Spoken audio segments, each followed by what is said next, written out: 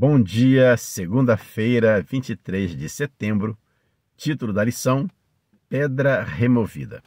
Seja muito bem-vindo ao nosso estudo, mais uma vez. É um prazer ter a sua companhia.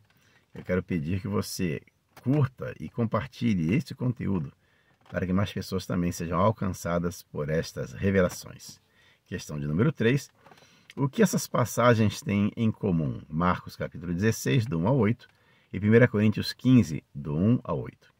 A história da ressurreição é mencionada pelos 4 evangelistas, e cada escritor apresenta a história de uma perspectiva diferente, mas todos contêm os elementos centrais mencionados também por Paulo em 1 Coríntios 15, do 1 ao 8, em relação a Jesus, que são as ideias. Ele morreu, foi sepultado, ressuscitou e foi visto por muitos. Marcos, inclusive, se refere a uma reunião que aconteceria na Galiléia e acrescenta: lá vocês o verão. Algumas pessoas acham um absurdo que nós cristãos acreditemos em um Senhor ressuscitado. Mas só que a evidência da sua ressurreição, ela é bastante sólida e até racional. Primeiro, uma argumentação teológica válida apenas, obviamente, para aqueles que creem em Deus. Sendo Deus o Criador do universo, aquele que criou tudo através da sua palavra, um milagre como a ressurreição se torna bastante razoável, é totalmente plausível. Segundo uma argumentação histórica, a tumba estava vazia. Os historiadores ateus, eles aceitam esse fato. Se não estivesse vazia, a alegação de que Jesus ressuscitara teria sido rejeitada desde o início, pois a presença do seu corpo no local destruiria a afirmação de que ele tinha ressuscitado.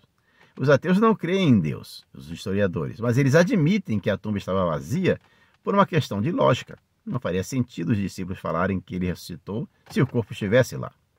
E a explicação de que os discípulos roubaram o seu corpo também não é verdadeira. Se tivesse acontecido isso, por que eles não foram presos? E, finalmente, como explicar por que os discípulos morreram pelo que sabiam ser uma mentira? Considere esse fato. O grande físico e astrônomo italiano Galileu Galilei, ele descobriu que a Terra, assim como os demais planetas, se moviam ao redor do Sol. Como afirmava o seu antecessor, o astrônomo e matemático polonês Nicolau Copérnico. E essas ideias foram apresentadas por ele, Galileu, e publicadas em 1632 d.C. Só que a publicação dessa obra, ela foi condenada pela Igreja Romana. Em 1633, a Santa Inquisição prendeu e julgou Galileu por heresia. E para evitar que fosse queimado vivo, Galileu se viu obrigado a renegar suas ideias através de uma confissão lida em voz alta perante o Santo Conselho da Igreja. Hoje todos sabem que, de fato, a Terra gira em torno do Sol. Porém, Galileu, naquela ocasião, não morreu por suas convicções científicas. Ele as negou. Só que tal fato não se deu com os discípulos. Eles conviveram com Jesus. Viram-no morrer na cruz. Foram testemunhas da sua ressurreição. Viram Cristo ascender ao céu e ouviram dos anjos a confirmação de que o Mestre voltaria para eles.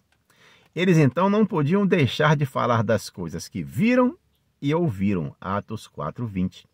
Então foram mártires do Evangelho. Morreram pela verdade abrigada em seus corações.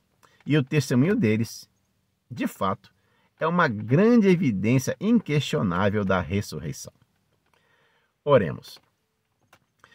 Querido Deus, aumenta a nossa fé em Ti e nas Tuas promessas também nesse dia. Nós te pedimos agradecidos, em nome de Jesus. Amém. Tenha um ótimo dia, fique na paz de Jesus.